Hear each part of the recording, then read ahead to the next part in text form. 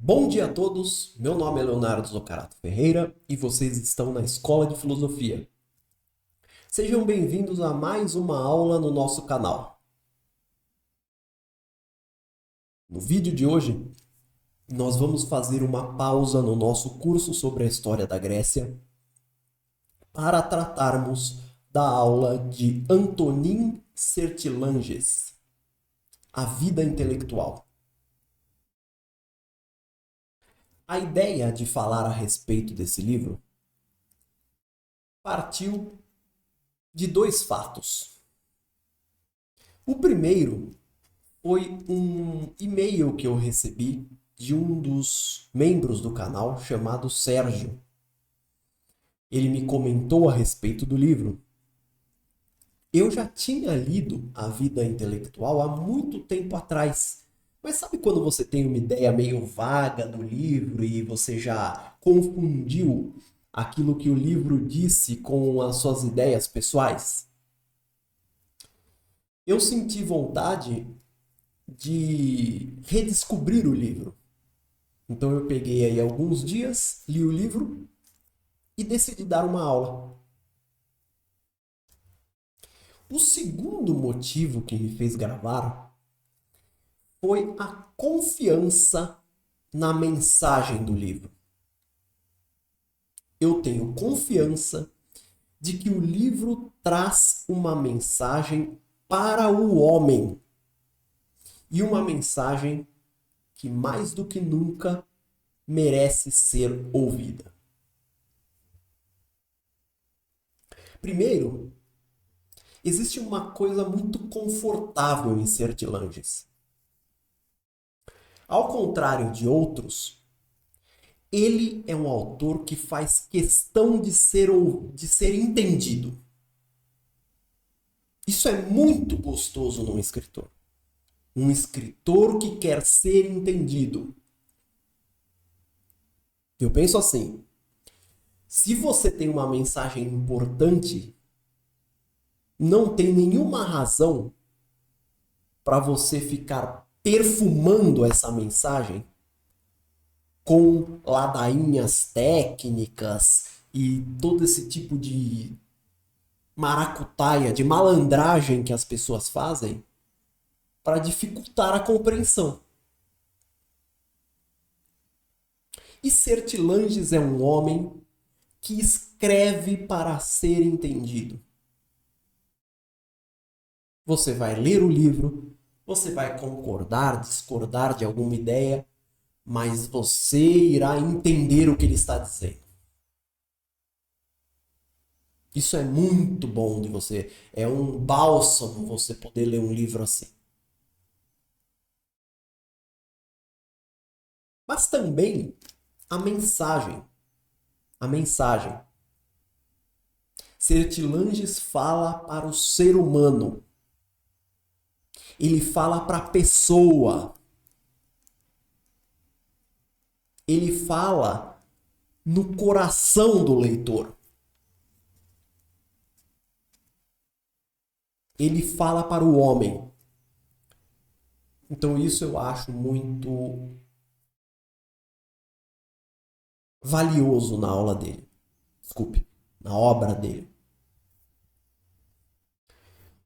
Outro tópico que eu gostaria de colocar antes de começarmos, naquele nosso espírito de honestidade intelectual, é que o autor é um cristão. E para que eu digo isso? Qual é a relevância disso? É assim. Se você não é cristão, se você é cristão, você sem dúvida vai adorar o livro. Mas se você não é cristão, não deixe que isso te afaste da leitura. Não deixe. Você tem muito a perder se você deixar simplesmente de ler esse livro porque ele é cristão. É certo que cristianismo aqui ele ocupa um papel essencial na concepção do autor. Mas ainda que você não concorde com isso, tem muita coisa para você aprender além disso. Além disso. Repito, Sertilanges escreve para o homem, não para o homem cristão. Ele tem uma mensagem importante, inclusive hoje. E eu espero, ao longo da aula, poder transmitir esse entusiasmo e incentivá-lo à leitura do livro.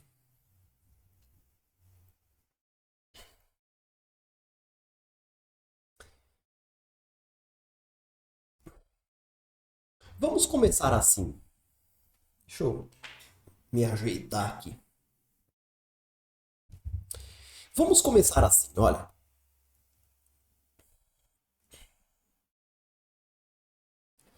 Quando nós começamos a nossa vida, nós somos crianças, a gente faz coisas porque nos mandam, não é?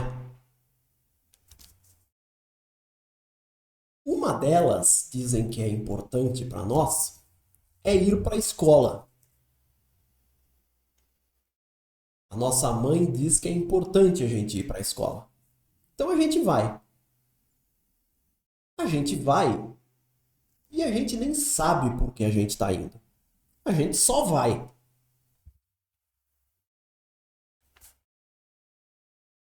O tempo vai passando e a gente vai passando também pela escola.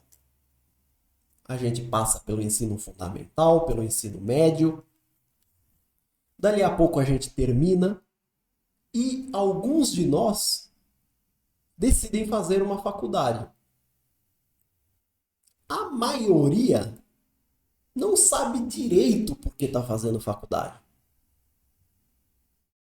Simplesmente entra na faculdade porque esse parece ser o caminho natural da vida.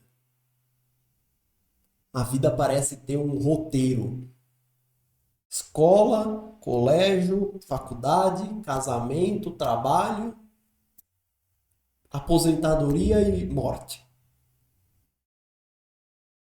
E a maioria das pessoas vivem dessa maneira.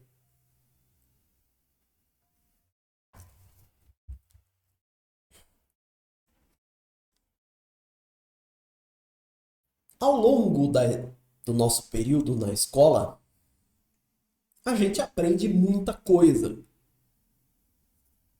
A gente aprende, por exemplo, coisas que são muito importantes, como, por exemplo, não sei, eu aprendi o que era plateumintos. Ó, não sei mais o que é, mas eu aprendi. Eu aprendi trigonometria, cossenos e senos e o caramba quatro. Eu aprendi trigonometria com uma professora que me arrancava o couro, era uma baixinha japonesa, assim, ia lutar karatê, com 1,40 m, chamava Kyoko. Arrancou meu couro na escola. Eu fiquei de recuperação da matéria dela. Então nós aprendemos muitas coisas.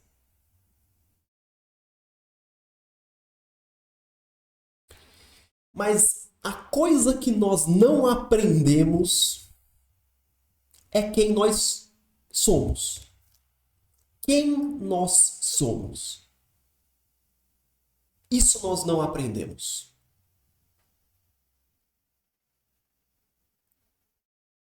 Nós não aprendemos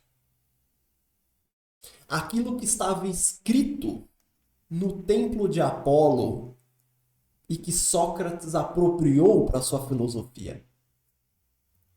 Conhece-te a ti mesmo. Isso a escola não ensina.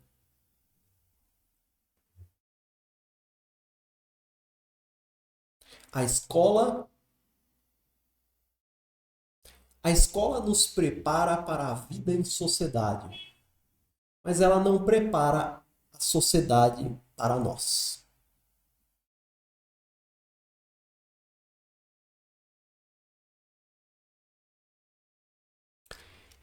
Que você não saiba quem você é quando você é jovem é perdoável. Quando a gente é jovem, emoções à flor da pele, todo aquele clima, ok?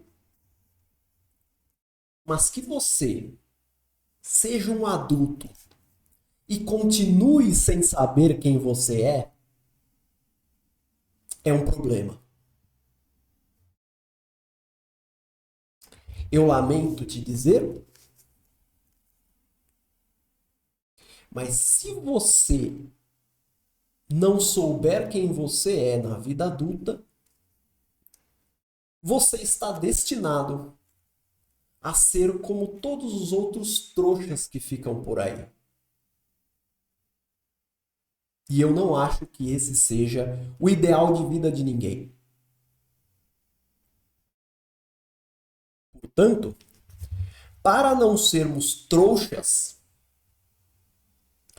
nós temos um dever na nossa vida adulta: conhecer a nós mesmos. Conhece-te a ti mesmo. Esse é o dever que todos vocês que estão assistindo esse vídeo têm. Essa é a principal preocupação que você tem que ter na vida. Quem sou eu?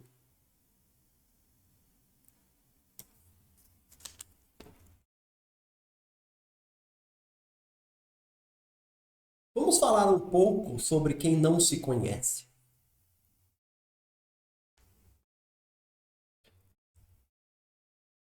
Quem não sabe quem é, não sabe o que quer.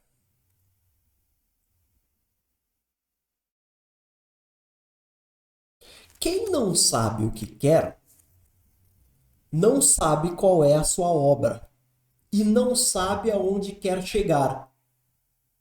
E muito menos dispõe os meios para chegar aonde ele quer chegar. Portanto, quem não sabe o que é, navega indefinidamente pela vida à mercê do mundo social. E eu tenho uma péssima notícia para você. Se você não sabe o que quer, o mundo sabe o que ele quer de você. Entendeu? Você não sabe quem você é, mas o mundo, ele tem lá na prateleira dele, no armário dele, um uniforme perfeito para você, do ponto de vista dele.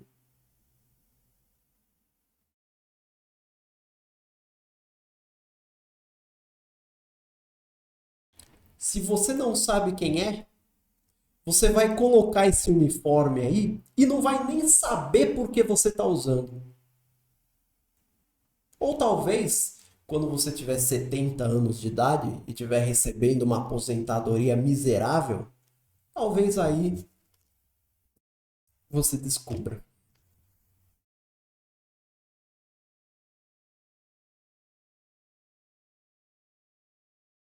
Veja só, conhecer-se não significa que você vai fazer o que você quiser. Porque a vida não é assim. E todos nós sabemos. A vida humana é a do homem e as suas circunstâncias. Você está vivendo e você tem as pedras no meio do caminho. Tem pedras que você consegue vencer. Tem pedras que você consegue contornar. Tem pedras que vão ficar ali e que você tem que se adaptar a elas.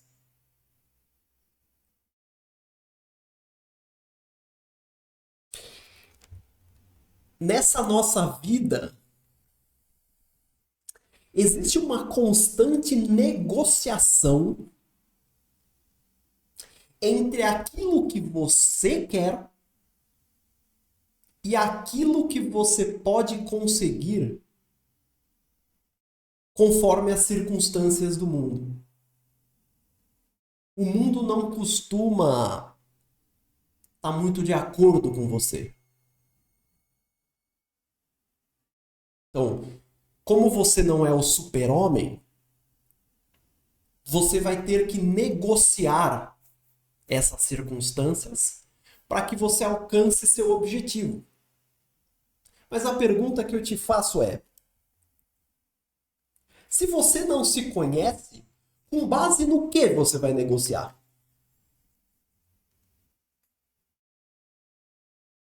Se você não sabe o que quer,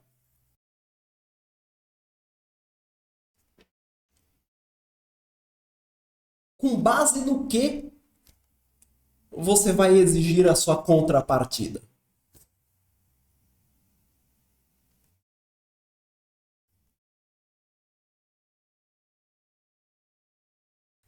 Deixa eu dar o meu exemplo.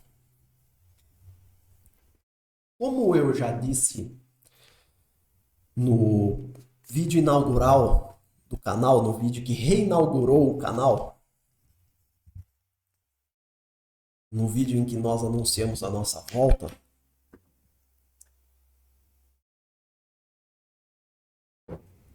eu trabalhava no Tribunal de Justiça, eu era escrevente.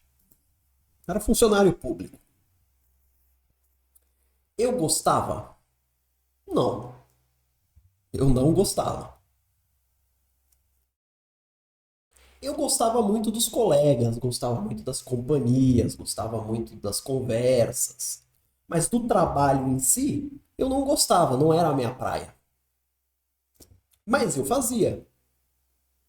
Eu trabalhei nisso por 9 anos.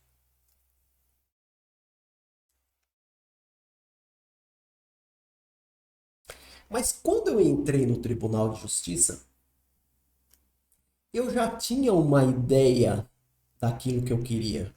E não era no Tribunal de Justiça. Eu queria fazer um trabalho intelectual.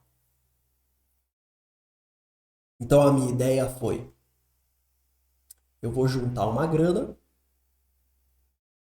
e depois eu saio. Então veja, trabalhar no Tribunal de Justiça não tava, não era o meu objetivo de vida. Não era aquilo para o qual eu nasci. Era parte das minhas circunstâncias. Como eu não sou o Neymar, nem o John Travolta, eu tenho que preciso de dinheiro para viver. Então eu procurei um emprego para ganhar algum dinheiro para que eu tivesse condições de recomeçar o projeto. Eu pensei realmente nisso. É claro que depois a vida vai te desviando para lá, te desviando para cá, mas o pensamento inicial foi esse. Então, aonde eu quero chegar?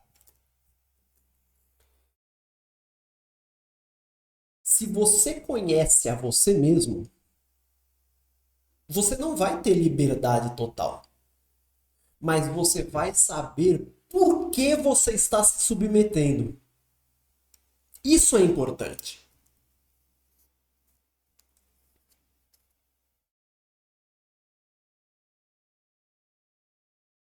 Você vai poder vender o seu tempo e vender a sua energia, se for necessário, por um bom motivo e pelos motivos corretos.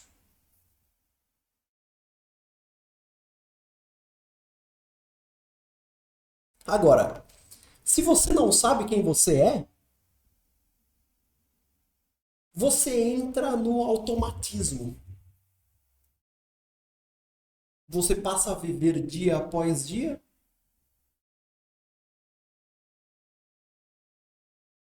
e, e você não tem nenhum significado a longo prazo para sua vida. E isso é muito ruim.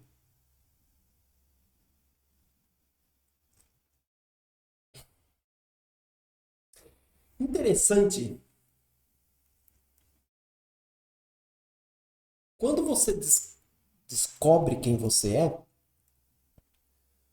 você de repente passa a querer fazer, sabe o quê? Um plano de vida.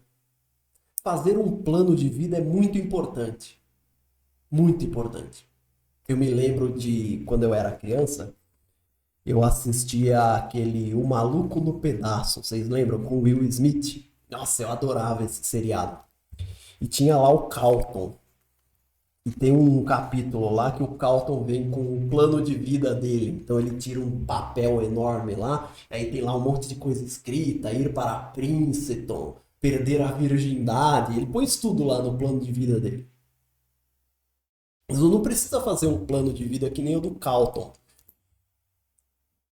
Mas quando você descobre quem você é, o que você quer fazer da vida, qual é a obra que você quer deixar, fazer um plano de vida é praticamente obrigatório para que você tenha um padrão a seguir.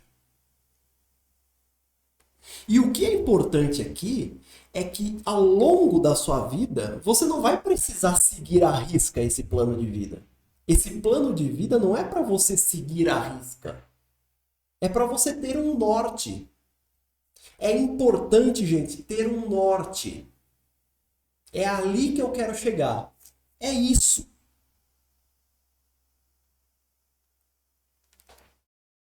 Se você tiver um norte, não é garantido que no final você vai alcançar aquilo.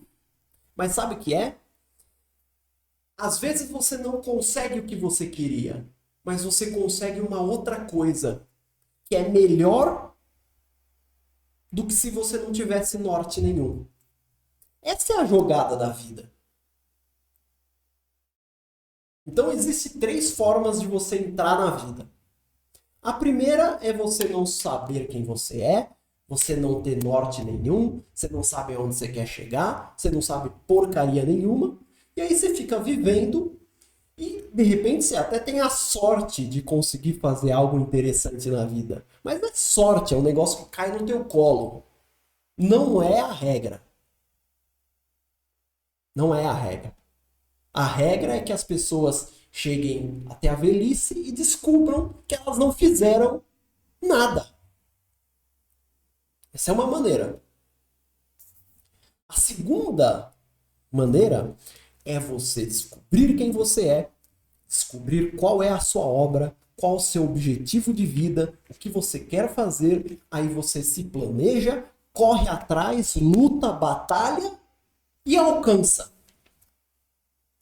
Essa é uma segunda hipótese. A terceira hipótese, que é a mais provável, é aquela em que você descobre quem você é, qual é a sua obra, se dedica, luta e você vai chegar em algum lugar que não é naquela sua obra. Você até talvez realize a sua obra, mas você vai acabar chegando num outro lugar que não é na sua obra, mas que é muito melhor do que se você tivesse se deixado levar.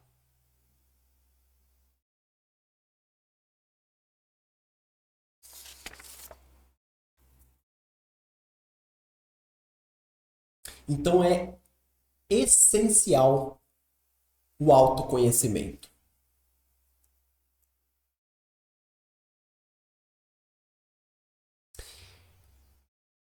Para o autoconhecimento, eu tenho uma boa notícia. Já dei tantas más notícias, né? Lá vai uma boa. É que para o autoconhecimento, nós temos dentro de nós um grande aliado. uma voz. Você não sabia disso? Ela tá aí desde o começo da sua vida e você nunca percebeu? Nós todos temos uma voz dentro de nós. E você sabe disso. Uma voz, uma voz. Faz assim. Para de andar, pare de falar, fique em silêncio por alguns minutos. Você vai começar a ouvir essa voz.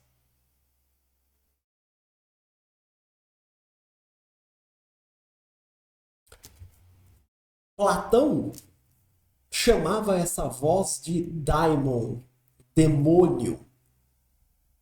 Mas assim, na cabeça dos gregos, essa, essa palavra não tinha a conotação negativa que ela teve depois com os cristãos. Demônio era uma divindade que fala com você dentro de você. Todos nós temos isso.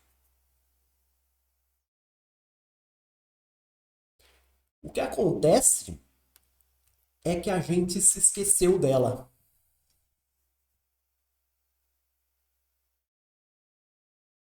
O mundo é tão barulhento e a gente presta tanta atenção nele e nesse barulho que a voz interior ela se cala. Mas ela tá aí, pronta para te ouvir.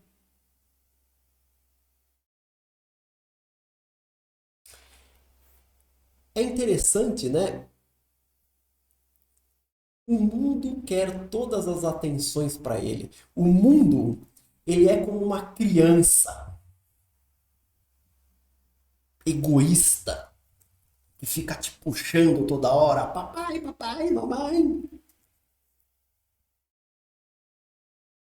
O mundo com as suas luzes, o mundo com seus sons, o mundo com as suas músicas, o mundo com seus corpos, tudo no mundo puxa a tua atenção de dentro para fora.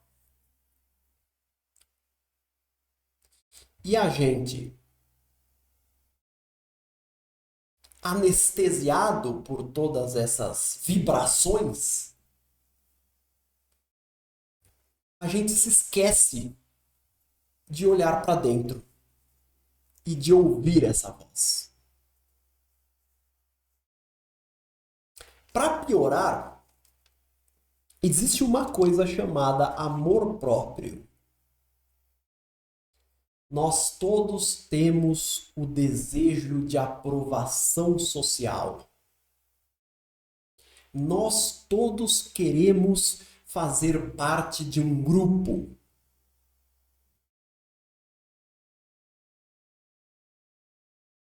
Então, quando você junta a sociedade te puxando para fora e o nosso próprio desejo de ser puxado, de fazer parte de um grupo, de ser aceito pelos colegas, sabe esse desejo típico da adolescência? De ser aceito pelos colegas, de ser recebido pelo grupo, de ser popular na escola.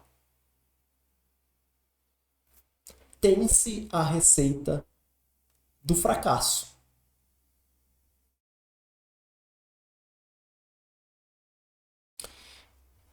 Não me entendam mal. A vida em coletividade, a vida em grupos, ela é necessária, ela é obrigatória. Aqui ninguém vai advogar que as pessoas virem ermitões, cada um morando na sua caverna isoladamente. Não é disso que se trata. A questão é, você tem que ter tempo para você. Você tem que ter tempo para ouvir a sua voz interior.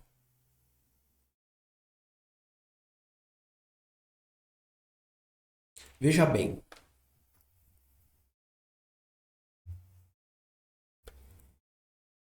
existem duas definições a seu respeito.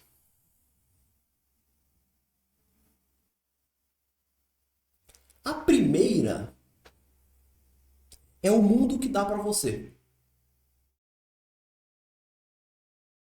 É uma série de imagens que o mundo cola em você. Por quê? Porque interessa a ele.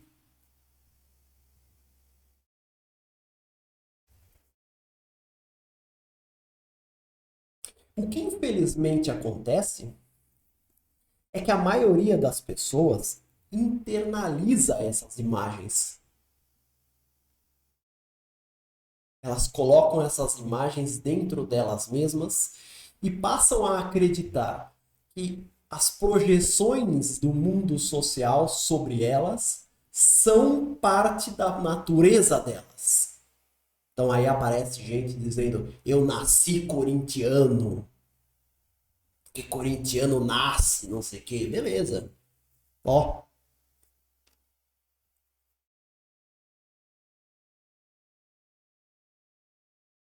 muito cuidado ao tomar imagens que o mundo deu a você como se fossem suas. Porque essas imagens, elas têm os interesses delas, que são os interesses das pessoas que a construíram, e não seus interesses. Então existe essa definição.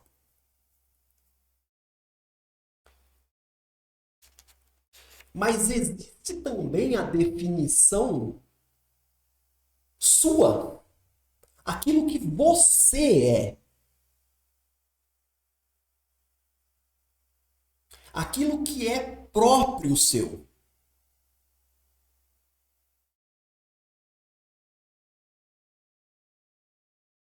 Nós todos temos dentro de nós uma semente. Pensa nisso, uma semente. Essa semente compreende uma série de características, de aptidões e de talentos. E essa é uma semente individual. É o seu verdadeiro eu.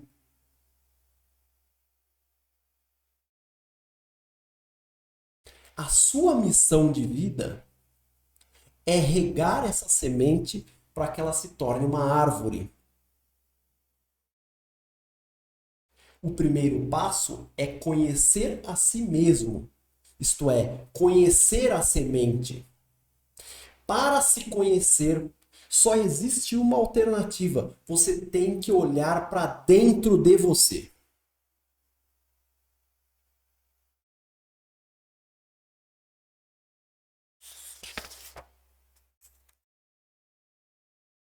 Ninguém pode fazer esse trabalho por você. Não espere da sociedade que ela te ensine quem você é. A sociedade, ela tá cagando para essa semente. Não é do interesse da sociedade que você descubra quem você é. Pelo contrário, os grupos sociais, eles estão louquinhos aí para te encaixar em alguma categoria. Vocês já perceberam isso?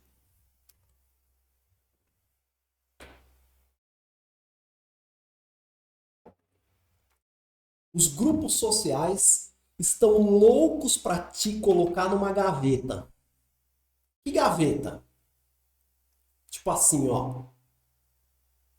Aqueles lá são os burgueses.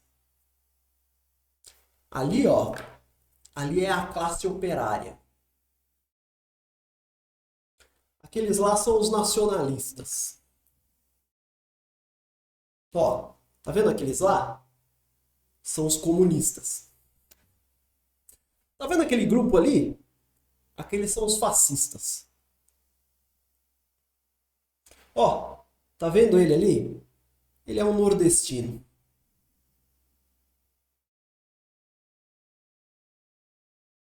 Ele é um judeu ele é branco, ele é negro, ele é chinês. São as gavetas. Os grupos sociais adoram te colocar em gavetas.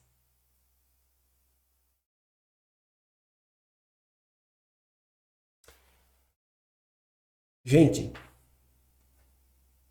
nós não somos nada disso. O que nós somos? Nós somos pessoas. Nós somos indivíduos. Nós somos seres humanos únicos. Únicos. Não aceitem que ninguém coloque vocês em gavetas.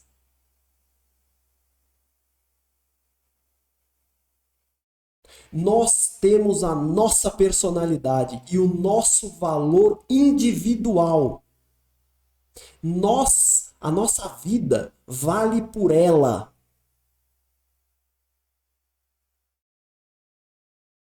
Todos nós temos o direito aos nossos sonhos, à nossa personalidade, às nossas aspirações e ao nosso projeto de vida. Ninguém tem autoridade para tirar isso de você. E não deixe que ninguém faça isso com você. Não deixe que alguém te diga que você tem que submeter a sua vida em nome de um ideal social, em nome de um ideal político, em nome dos interesses do Estado, ou em nome de qualquer uma dessas merdas que servem para suprimir a sua individualidade. Não deixe que isso aconteça. Você não é negro, branco, nordestino, fascista, comunista, capitalista. Lembra daquela música do Raul Seixas? Dos istas, istas, istas, e aí ele termina a música dizendo: eu sou egoísta. Lembra? Você não é nada disso. Você é um ser humano com a sua cabeça, a sua individualidade, o seu coração, o seu espírito, a sua alma, os seus sonhos, os seus desejos.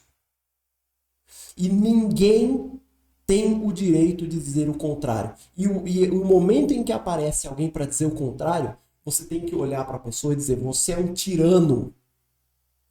Quem é você para colocar a mão sobre a minha vida, para me dizer que eu tenho que abrir mão dos meus sonhos em nome do seu projeto? Esse é o espírito de coragem com a qual você tem que viver. E de novo, aqui não se trata de você ligar o foda-se, sair do seu trabalho e começar a fazer o que você quiser. Se trata de você tem que agir de modo inteligente e organizado.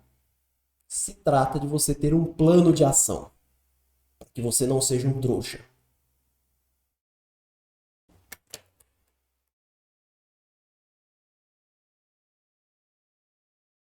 Voltando. Tudo começa com a descoberta de si. Quem você é? Qual é sua obra? O mundo não vai te dar isso.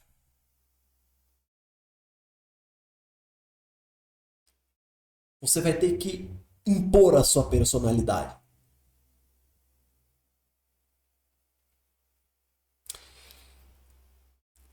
Para o conhece-te a ti mesmo, não existem velhos sábios. Não existem fórmulas prontas. Não existe 10 maneiras de ser alguma coisa. Não existe 10 maneiras de escrever um bom livro.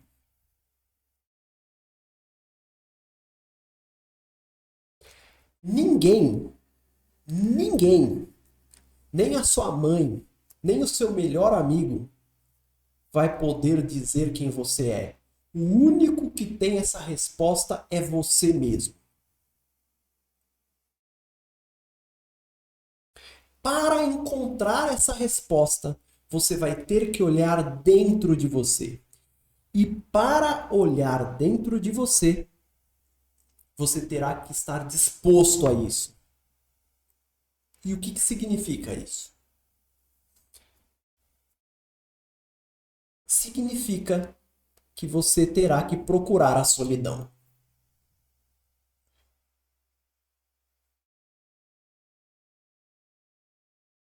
Não é no mundo social onde você descobre quem você é. Você descobre quem você é no silêncio da sua intimidade. Você descobre quem você é meditando, pensando consigo mesmo e com mais ninguém. O primeiro passo para você descobrir-se é estar em um estado de espírito que te permita ouvir a sua voz interior.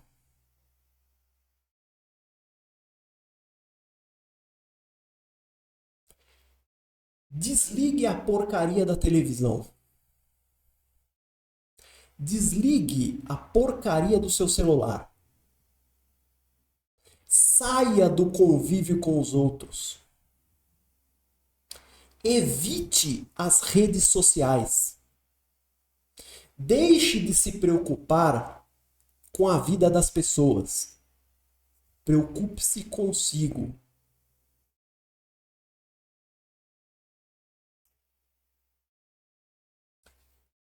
Se cale. Se afaste de aglomerações. Fique em silêncio. Ouça. Volte-se para si. Fique sozinho e se dedique à meditação.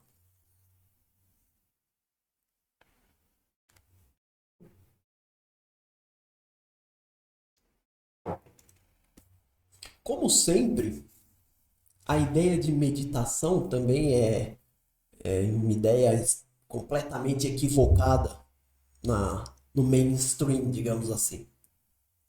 As pessoas projetam a meditação como se você tivesse que ficar naquela posição de yoga. Gente, não é nada disso. Meditar é simplesmente se colocar numa situação em que você possa conversar consigo mesmo. Você não precisa ir a um templo para isso. Você pode ir a um templo para isso. Aliás, você tem que tomar muito cuidado com os templos que você vai, porque dependendo do templo que você vai, você não vai encontrar isso. Dependendo do templo que você frequenta, você vai encontrar o contrário. Mais uma festa, mais uma ocasião social. Não é disso que você precisa. O que você precisa é de um tempo com você mesmo. Isso daí você pode conseguir no seu banheiro, no seu quarto trancado, numa biblioteca pública, num parque, em qualquer lugar onde você tenha, onde a sua preocupação seja simplesmente você mesmo. Onde você possa ficar em silêncio e aí você começa, a conversa, ela começa automaticamente. A partir do momento que você ficou em silêncio num lugar mais ou menos calmo, a conversa começa. queira você ou não. E aí você vai se ouvir. E aí você vai começar a discutir o que é o certo e o errado, você vai rever as suas atitudes, você vai rever o que foi a sua vida, você vai pensar, por exemplo, nas pessoas com quem você conviveu, como elas te trataram, como você as tratou. E aos poucos, a prática da meditação vai te ensinar quem você é. Vocês não têm ideia do impacto que isso vai ter na vida de vocês. Após você tornar a meditação um hábito, isso vai ter um impacto grandioso. Vocês vão começar a ver a vida de uma maneira completamente diferente. E vocês vão começar a olhar para os outros e começar a pensar: caramba, tá todo mundo muito errado aqui. Tá tudo muito errado aqui em volta de mim. Mas não importa. O que importa é você encontrar a si mesmo.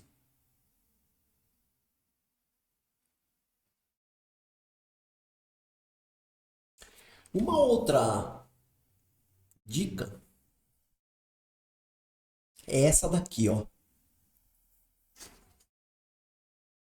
Quando você estiver nesse estado de espírito, pense o que ao longo da sua vida te deu felicidade ou não felicidade. Pense nos seus gostos. Pense nos seus gostos. Deixa eu dar um exemplo meu de novo, vai. Eu sempre fui uma pessoa tímida. E eu sempre fui uma pessoa que parece que não se encaixa em mais nenhum lugar. Até o dia, isso foi depois da faculdade. Quer dizer, depois, foi durante a faculdade. Ou seja, eu decidi fazer a faculdade de História antes de me conhecer. Foi um tiro no escuro. Mas eu sempre me senti tímido e deslocado até o dia que eu tive a oportunidade de dar uma aula. Quando então eu me senti tão confiante, tão poderoso e tão satisfeito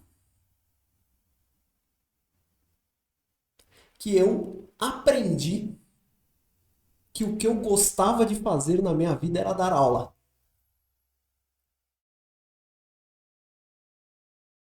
Então vejam,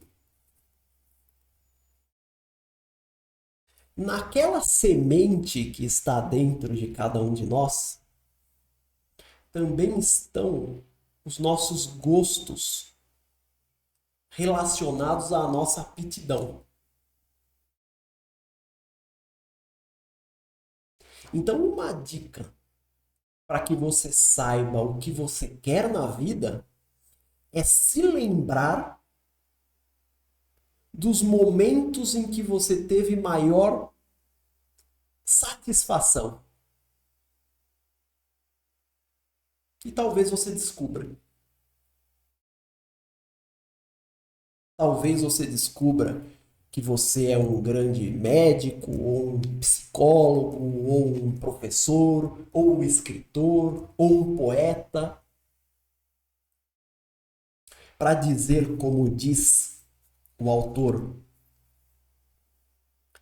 o gosto que se encontra em correlação com as tendências íntimas e aptidões é esplêndido juiz. Olha que frase bonita. É exatamente do que se trata.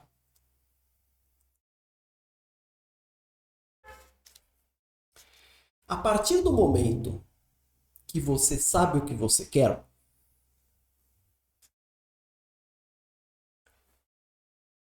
é a hora de você considerar quais são as suas circunstâncias e qual é o seu plano para chegar, para realizar a sua obra. Todas essas considerações você também vai fazer consigo mesmo.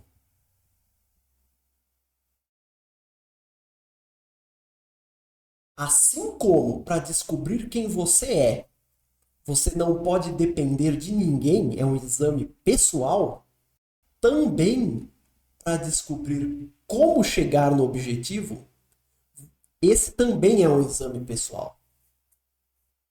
Você pode ter orientadores, mas no final das contas, quem conhece os problemas, as pedras no seu caminho é você mesmo. Quem conhece suas circunstâncias é você mesmo. Quem sabe das suas limitações é você mesmo. Então é você que tem que traçar o seu plano. Essa, se você me permite, é até a parte mais difícil. Mais difícil. O brasileiro, ele tem muitos problemas com os meios. O brasileiro, ele tem muitos problemas com os meios de ação. Se você pergunta para alguém na rua o que ela quer, às vezes ela sabe o que ela quer. Às vezes ela não sabe e às vezes ela não sabe, ela acha que sabe, mas não sabe. Mas existem alguns que sabem. Agora, saber a maneira de conquistar é muito mais difícil. Ainda mais para o brasileiro, que é um povo muito emotivo.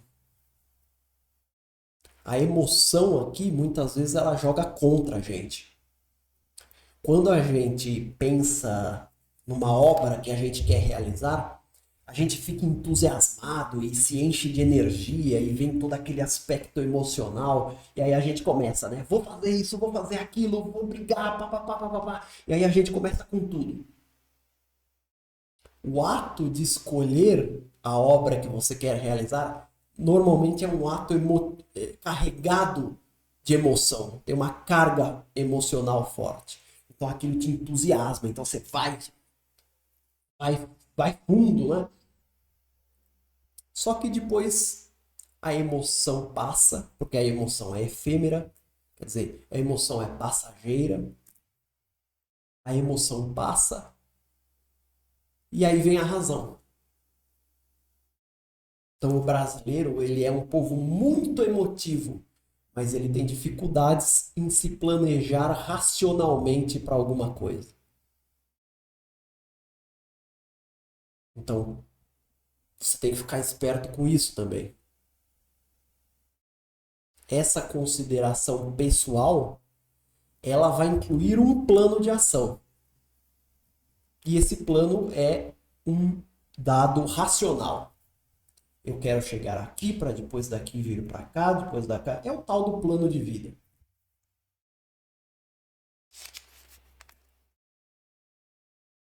Ah, tem uma coisinha aí que eu ainda não falei que isso eu preciso dizer de qualquer maneira. De qualquer maneira. Existe uma palavra, na verdade é um sentimento, que é um dos teus grandes inimigos nessa sua caminhada. Sabe que palavra é essa? A inveja. Gente, nunca sinta inveja por ninguém. Se você tem inveja, pegue esse sentimento, enterra ele dentro de você, põe uma pedra em cima e amaldiçoe esse sentimento com todas as suas forças. A inveja é um sentimento perigosíssimo para o homem. Perigosíssimo. Nunca sinta inveja de ninguém. Geralmente, a inveja nasce. A inveja ela tem muitas filhas, viu? E muitos filhos. Existem muitos comportamentos que no fundo escondem simplesmente a inveja. A inveja nasce quando as pessoas não buscam os seus sonhos. E quando as pessoas não se conhecem. Quando elas não se conhecem, elas ficam entregues às forças sociais. E quando isso acontece, elas começam a achar que o sucesso ou o fracasso delas é uma questão de destino. Então, a partir daí, elas começam a amaldiçoar aqueles que têm prosperidade. É isso que a inveja faz com as pessoas.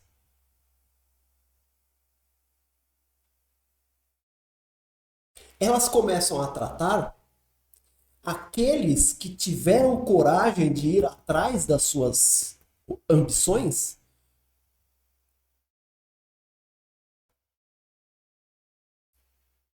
com demérito e como se isso fosse uma ofensa a elas. Por isso você nunca deve invejar ninguém. A inveja é coisa de gente fraca. A inveja é coisa de gente covarde. A inveja é coisa de gente que não teve coragem de correr atrás do que acha que é seu.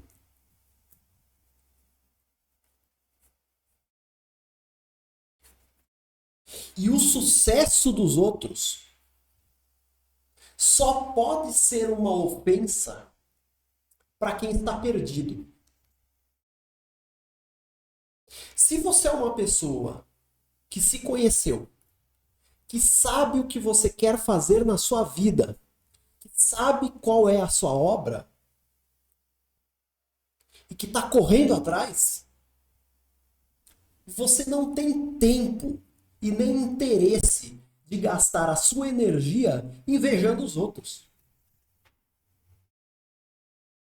Desculpe, você só sente inveja quando você não tem o que fazer. E quando você não sente satisfação na própria vida. Aí é claro que alguém vai dizer assim, né? Ah, mas professor, tem gente que tem muito mais do que outros. Tem gente que tem iate, tem gente que tem avião, tem gente que tem mansão. Deixa eu contar uma história, já que a gente tá falando muito de mim hoje. Nem sei se eu deveria contar, né? Mas bom, agora eu já disse, então agora eu vou contar. Vocês sabem que eu tô morando aqui em Portugal. Quando eu cheguei aqui, eu fui morar num quarto, né? Fui para um alojamento. E, bom, eu ainda estou morando num quarto, mas isso é outra coisa. Mas eu, quando cheguei aqui, eu fui morar num alojamento, num quarto. E tinha lá um colega nosso que estava fazendo um curso na universidade da cidade e que tinha vindo da Espanha.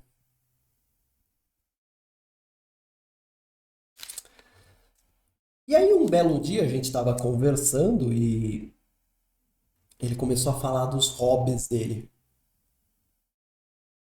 Aí ele vira para mim e diz assim: Você sabe qual é meu hobby? O meu hobby é colecionar carros. Olha só, colecionar carros. E aí ele pegou o celular dele e começou, né? Ah, esse daqui é o carro que eu uso para fazer trilha, esse daqui é o carro que eu uso para andar na cidade, esse daqui é o carro que eu uso para viajar, esse daqui é um carro que a gente fez lá para correr numa pista que tem lá na minha cidade, esse daqui é uma moto que eu tenho. Enquanto ele falava, eu não conseguia deixar de me lembrar do esforço que eu fiz para comprar o meu primeiro carro, primeiro e único carro que eu tive.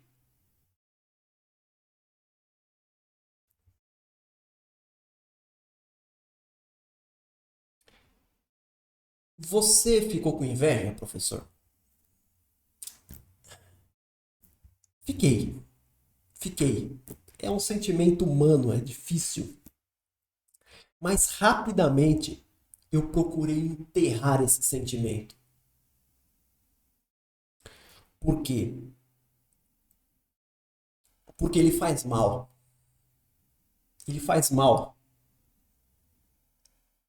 Se a gente tem a consciência do papel que a gente tem a cumprir no mundo e da obra que a gente quer, então, no momento em que isso aconteceu, eu já estava estudando para preparar esse curso que eu estou dando para vocês.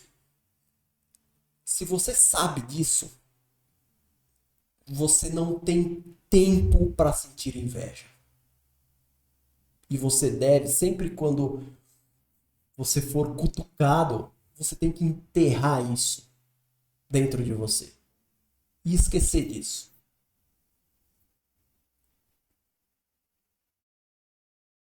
Veja bem, não tem a ver,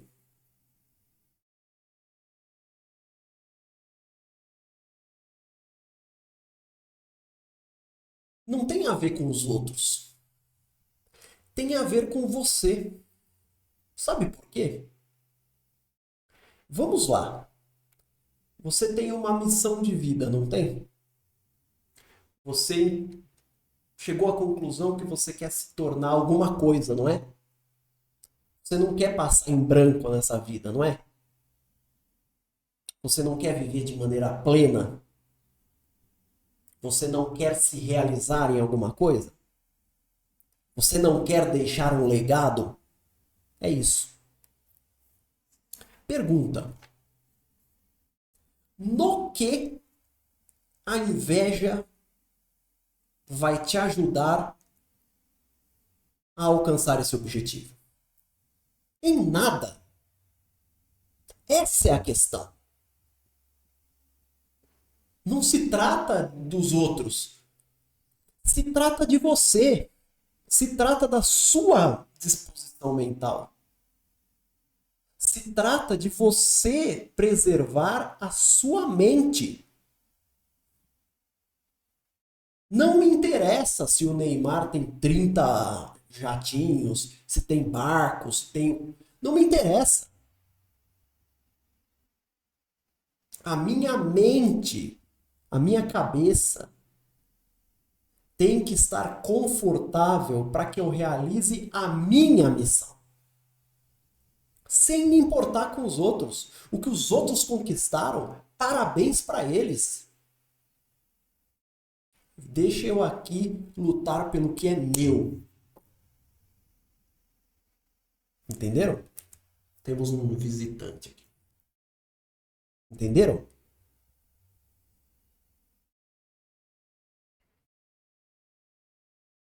Aliás, não é só que a inveja não te traga nada de bom. A inveja, ela te traz algo muito ruim. Por quê? Porque quando você se deixa dominar pela inveja, você começa a transferir a responsabilidade que é sua, para os outros. É isso que acontece.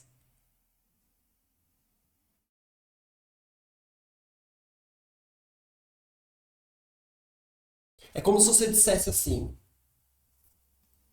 a minha vida tá uma merda. A vida do cara é uma maravilha. A culpa é dele. Não é isso que é inveja? A culpa é dele. Se eu tô na merda é porque ele tem muito. Ele tem muito. A culpa é dele. Então sabe o que é? Você nem vai correr atrás de nada. Porque se a culpa é dele, para que você vai se esforçar? Esse é o mecanismo que acontece quando você se deixa dominar pela inveja. Você senta a bunda na cadeira, finge que o problema não é com você, projeta suas frustrações para ele e você se torna um ser passivo. Você não corre mais atrás de nada. Aqui não se trata do mundo ser injusto ou justo, ou um explorar o outro. Não é isso. É uma questão de decisão pessoal. Digamos que você esteja num mundo injusto e que você se considere explorado por alguém. A questão é, o que você vai fazer a respeito? Você vai ficar reclamando?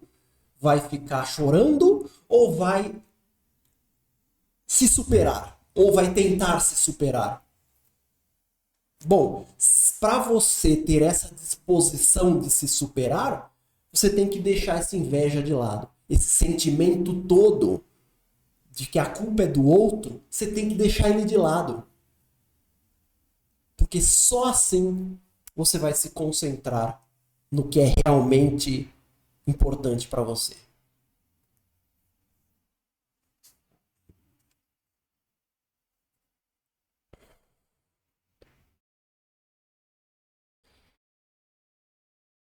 Para terminar,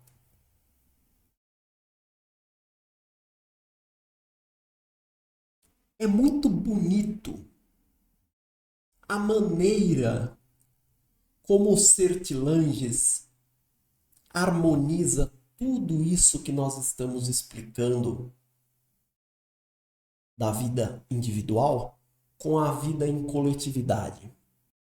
Vejam só,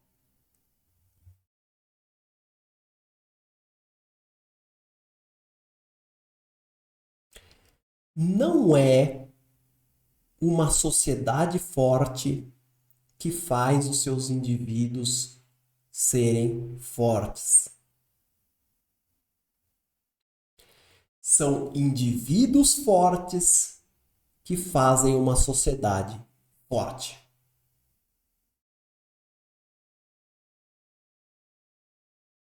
Pessoas fortes, comunidade forte. E não o contrário. Então veja,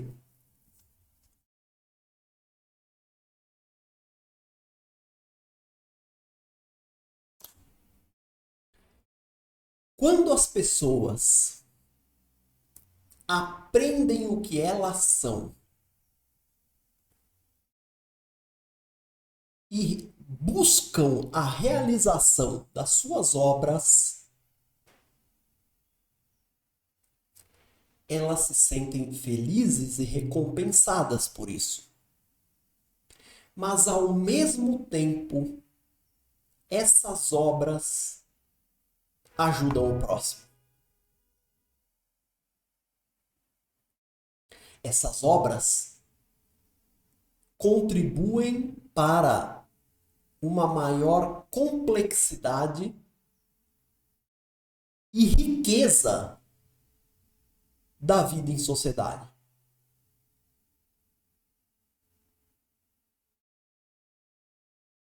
Então, a comunidade ela aproveita as obras dos seus indivíduos.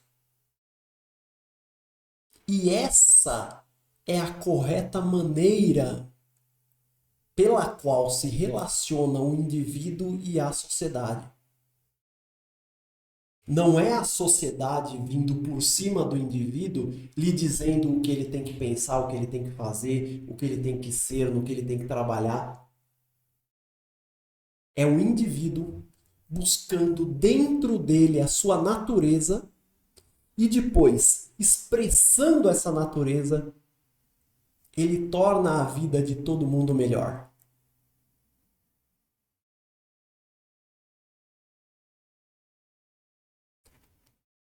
Pessoas fortes tornam uma comunidade forte e não o contrário. Uma comunidade de pessoas submissas é uma comunidade fraca.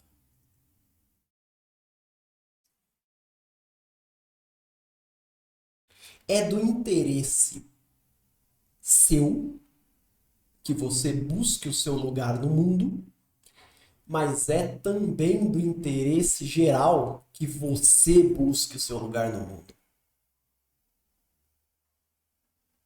E a conclusão do autor é que todo esse desenrolar,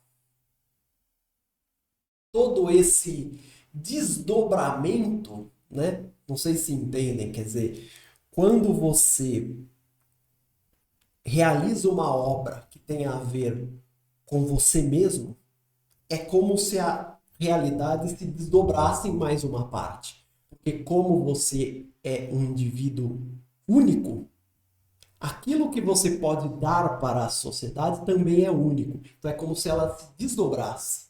Essa é a palavra que Sertilandes usa, desdobramento. Esse desenrolar, esse desdobramento, no fundo, é um plano de Deus.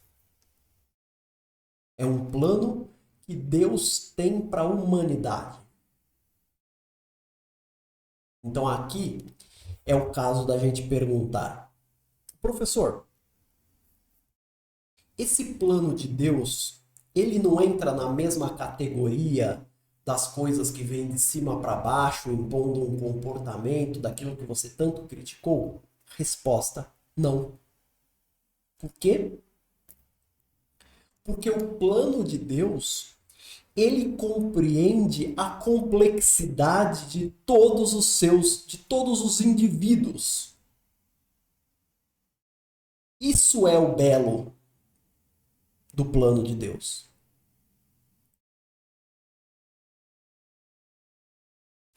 Nós alegramos Deus quando nós fazemos aquilo para o qual nascemos.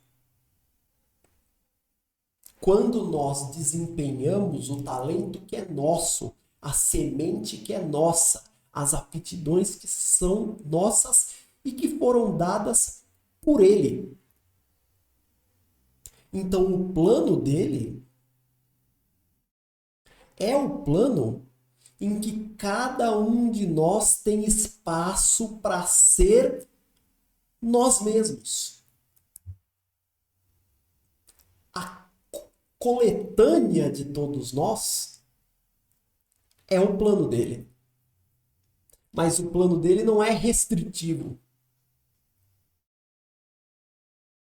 Deus não vai te falar: o que você quer ser? Ah, eu quero ser médico. Não, não. A gente não está precisando isso no meu plano aqui. Meu plano aqui, a gente precisa de um fazendeiro. Se você chegou à conclusão que você quer ser o médico, isso é do plano dele. E ele não só colocou esse talento em você, como ele colocou o gosto por aquilo. Tem gente que odeia ver sangue, mas tem gente que gosta. Tem gosto para tudo no mundo. E o gosto, como eu já disse, é um excelente juiz.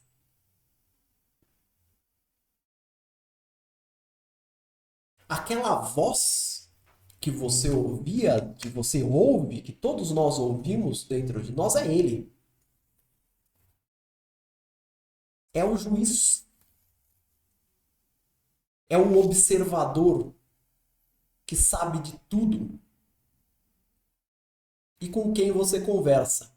E é ele que, quando você está no seu momento de isolamento, na sua meditação, é ele que está conversando com você para te dizer o que ele planejou para você mesmo.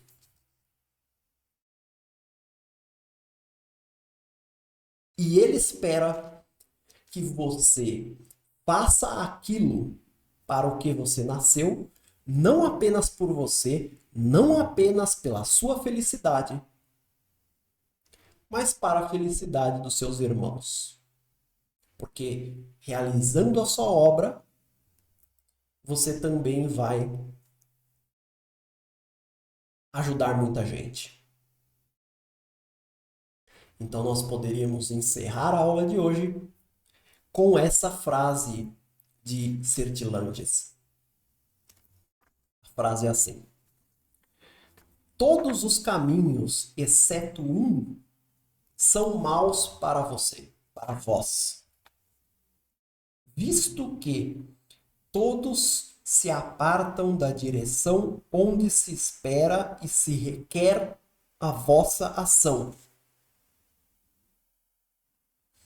Não sejas infiel a Deus, nem a vossos irmãos, nem a vós próprios, rejeitando um apelo sagrado. Todos estão esperando. Todos estão esperando. Estamos nós esperando aqui, ó, com o relógio na mão. Todos nós estamos esperando que você realize a sua obra. E aí? Como é que é? Você vai deixar a gente na mão? Então, essa foi a aula a respeito de Sertilanges. O que eu vou fazer? Eu vou consultar as minhas anotações para ver, porque ficou muita coisa aqui a ser dita. Você percebe que especificamente a respeito da vida intelectual a gente não falou nada, né? Mas eu acho que a gente pôde transmitir um pouco do espírito dele. Eu vou consultar as minhas anotações ao longo dessa semana para ver se a gente faz uma outra aula ou não. Caso a gente faça, vai ter a próxima aula, vai ser sobre ele também. Caso contrário, nós vamos retomar o nosso curso sobre a história da Grécia. Certo? Então é isso aí, meu povo. Muito obrigado pela audiência, pelo apoio de todo mundo. E a gente se vê na próxima semana. Abraços.